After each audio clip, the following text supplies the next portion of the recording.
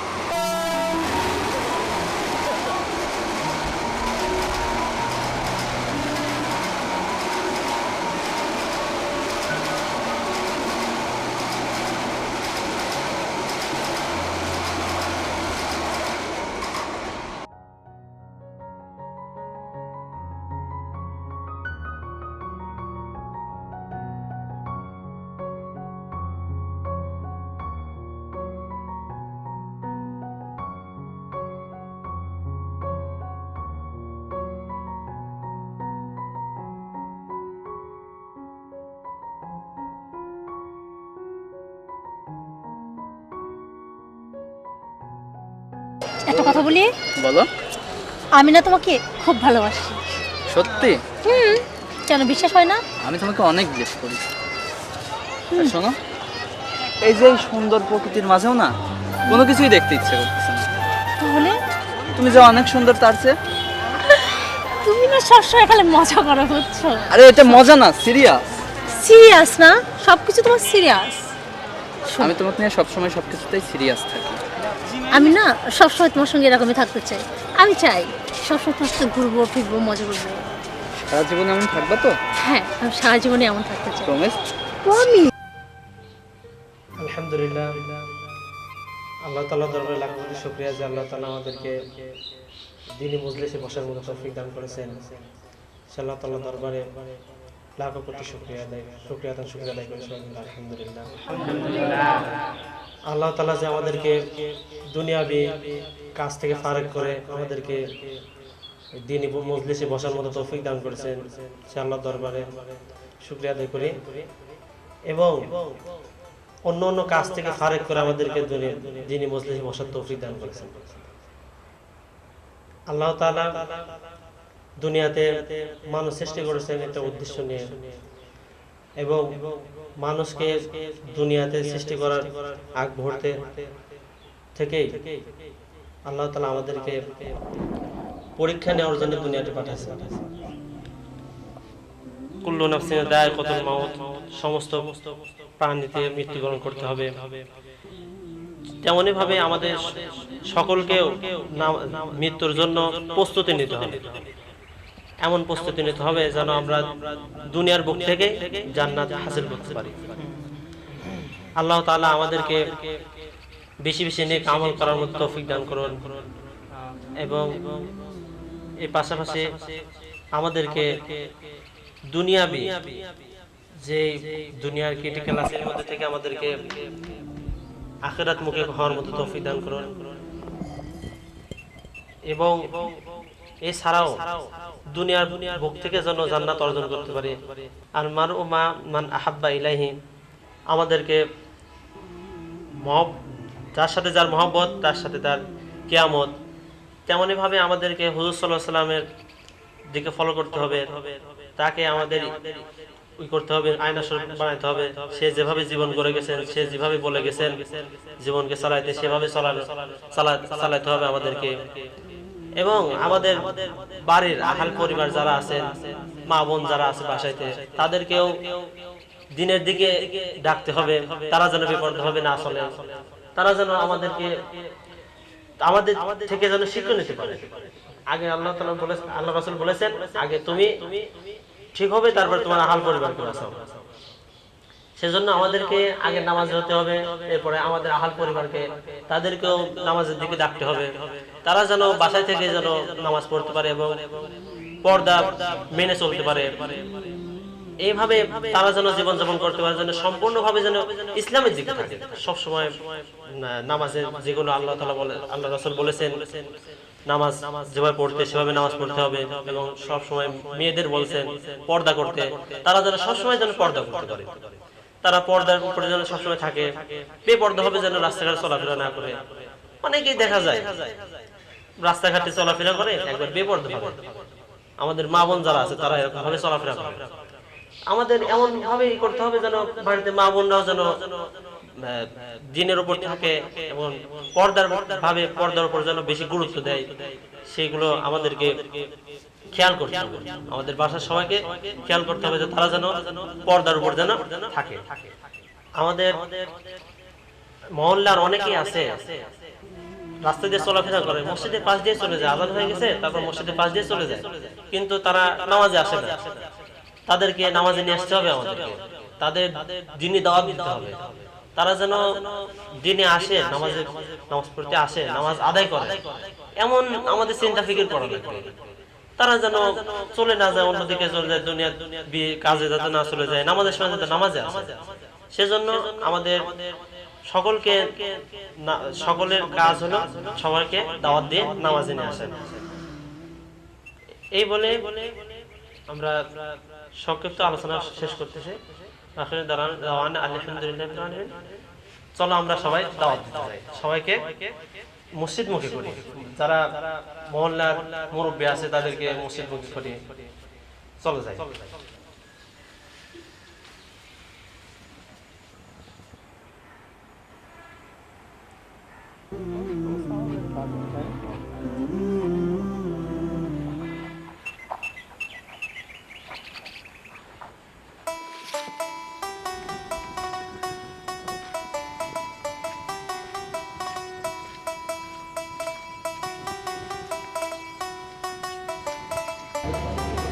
ইস, কয়টা আসার কথা, এখন কয়টা বাজে?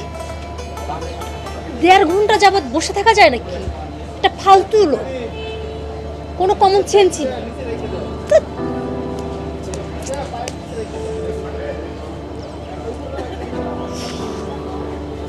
আজকে আগে আসুক, তারপরে বোঝাচ্ছি।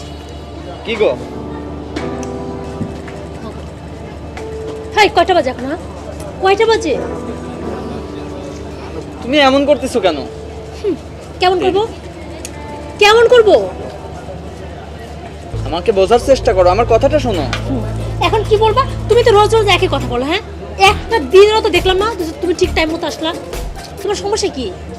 তোমার 1 ঘন্টা লেট হয় ভালো, তুমি আমাকে বললেই পারতা। কেন আমি শুধু শুধু এখানে 1.5 ঘন্টা বসে থাকবো? হ্যাঁ, আমি যে একটা মেয়ে, এটা তোমার মনে হয় না? আর এটা কি? এটা একটা পাবলিক প্লেস, এটা কি আমি বাসা আছে? বাসাতে আমি রিল্যাক্সে বসে আছি নাকি? আসলে আজকে রাস্তায় অনেক জ্যাম ছিল, তুমি আমার কথা বোঝার চেষ্টা করো, যার জন্য আজকে দেরি হয়ে গেছে। প্লিজ বেবি, রাখ। একদম চুপ করবে তুমি। ঠিক আছে, তুমি অনেক দেরি করে আসছো না, এখন তুমি বসে থাকো, আমি চুপ। একদম এই সুসনা, আরে এই সুসনা, আরে শোনো না, একদম যাও।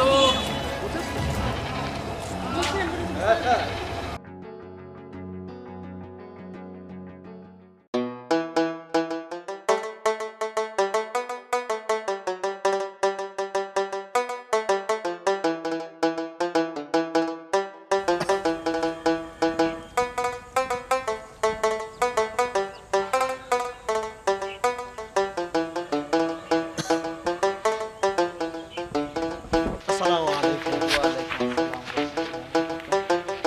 ভাই কি অবস্থা, ভালো আছেন? আলহামদুলিল্লাহ ভাই। কোথা থেকে আসছেন?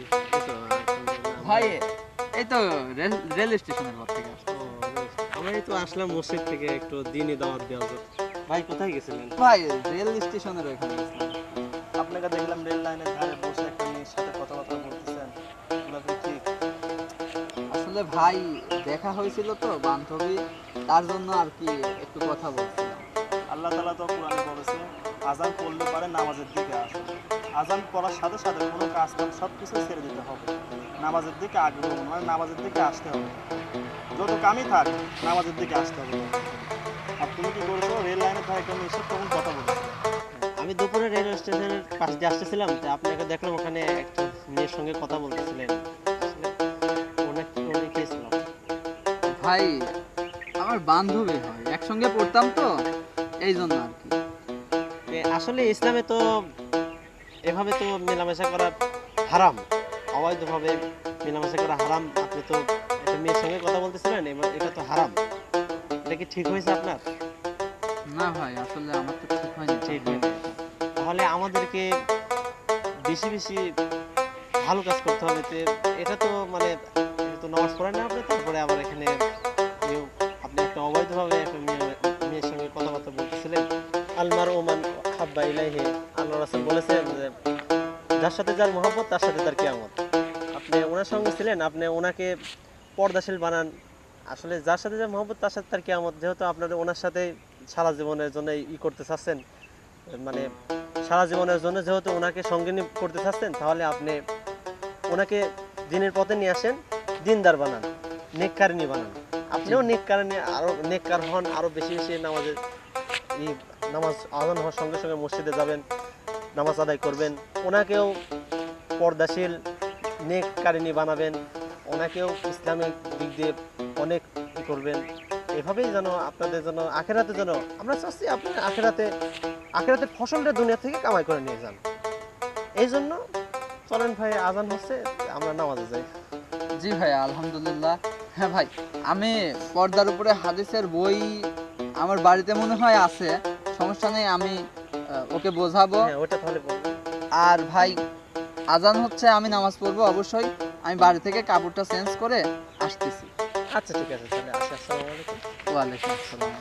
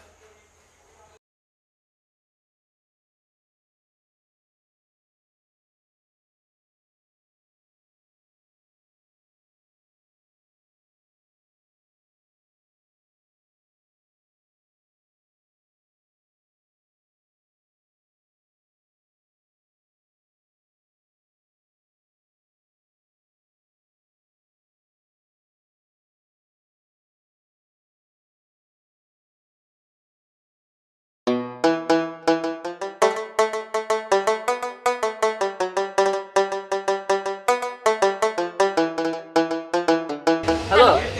হ্যাঁ, কই তুমি? আরে আমি তো এই তো বটগাছতলায় আছি। তুমি কোথায়? আমি তো স্টেশনে চলে আসছি। তাড়াতাড়ি আসো। এই শোনো, তোমার জন্য কিন্তু একটা সারপ্রাইজ আছে। সারপ্রাইজ? কি সারপ্রাইজ? আসলেই দেখতে পাবা। আচ্ছা ঠিক আছে, রাখো, আমি এখন আসছি। হ্যাঁ? তাড়াতাড়ি আসো।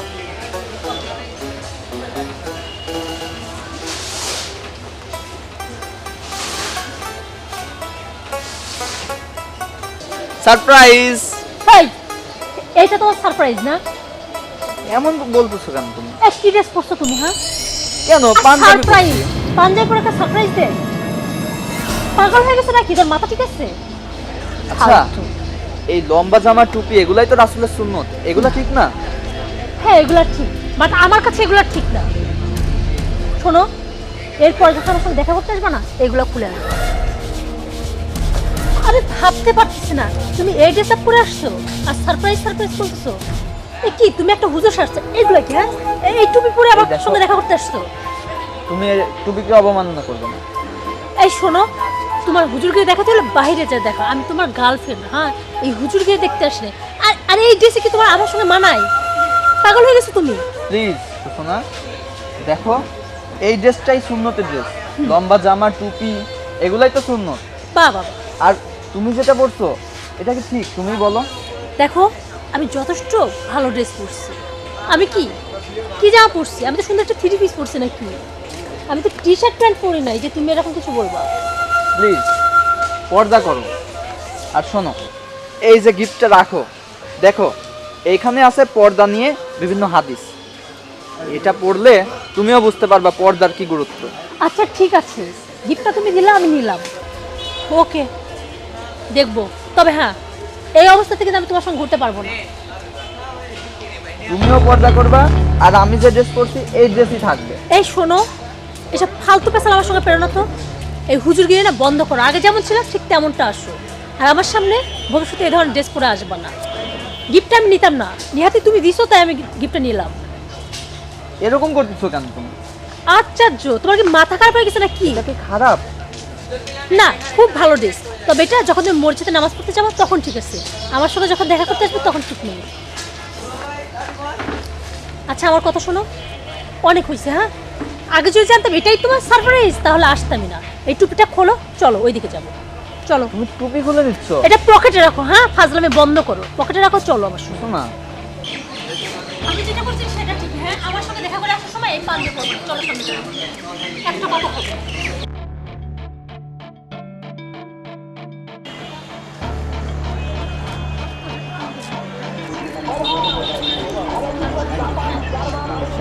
এরপরে আমরা ওখান থেকে ঘুরে যাবো। আর এরপরে যেদিন আসবে না, এরকম পাঞ্জাবিটা নিয়ে একটু হুজুর সেজে আসবে।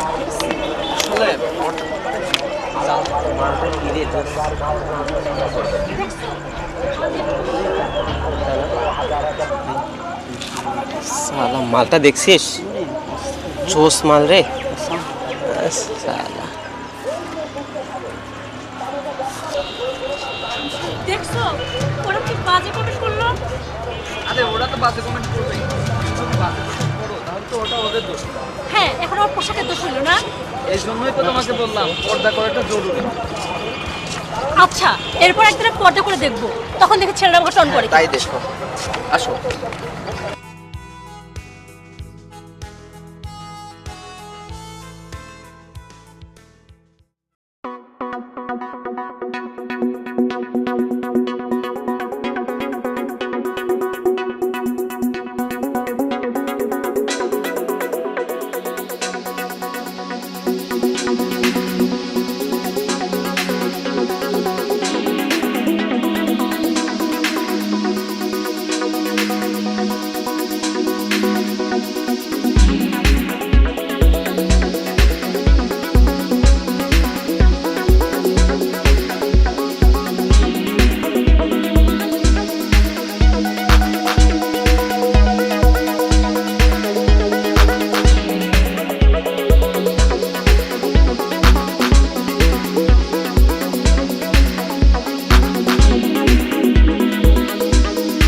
আসসালামু আলাইকুম। আচ্ছা, এই মেয়েটাকে না চেনা চেনা লাগলো। মেয়েটা কে? ও ও হ্যাঁ, ওই যে স্টেশনে একদিন দেখলাম।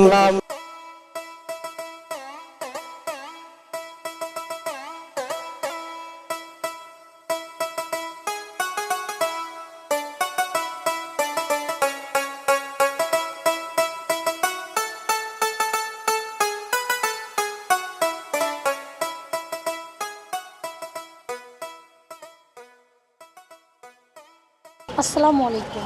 ওয়ালাইকুম আসসালাম। আপনাকে তো ঠিক চিনে উঠতে পারলাম না। আপনাকে তো ঠিক চিনতে পারলাম না। আসলে আমাকে না চেনাটাই স্বাভাবিক। কি এখন আমার ভয়েস শুনে কি মনে হচ্ছে?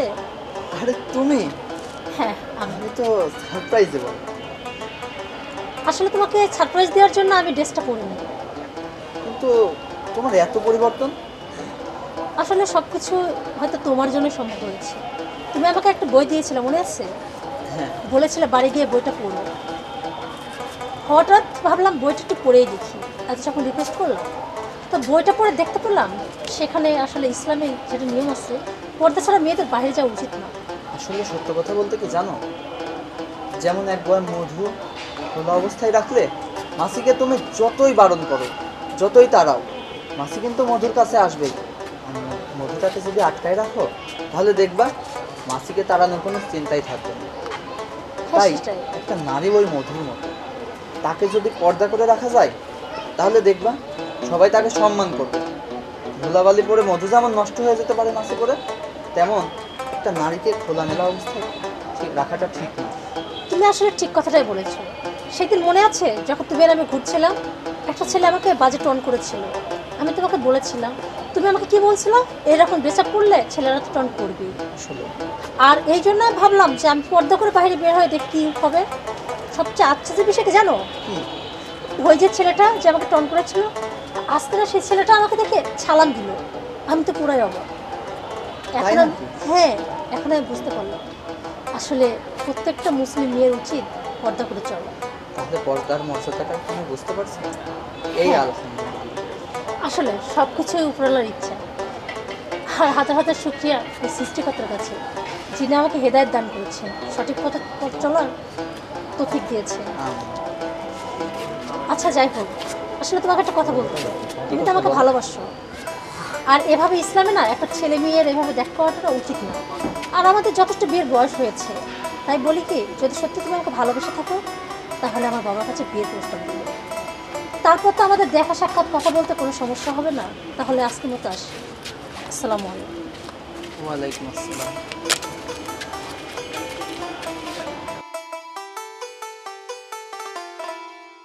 হে আল্লাহ, তুমি যে ওকে হিদায়াত দান করছো, আলহামদুলিল্লাহ। আসলে তোমার ক্ষমতা কি অসীম। তুমি কখন কাকে বদলে দাও, কখন কাকে হেদায়েত দান করো, বোঝা মুশকিল। আমি বুঝতেই পারিনি ওই বইটা দেখে, আমি বুঝতেই পারিনি ওই বইটা পড়ে ও এতটা পরিবর্তন হয়ে যাবে। ও আজ আমার চেয়ে বেশি ইমানদার হয়ে গেছে। হে আল্লাহ, তুমি আমাকেও হেদায়েত দান করো। আর সাথে বর্তমানে যে সকল নারীগুলা বেহায়া বেপর্দা হয়ে চলে, তাদেরকেও তুমি হেদায়েত দান করো। আমিন।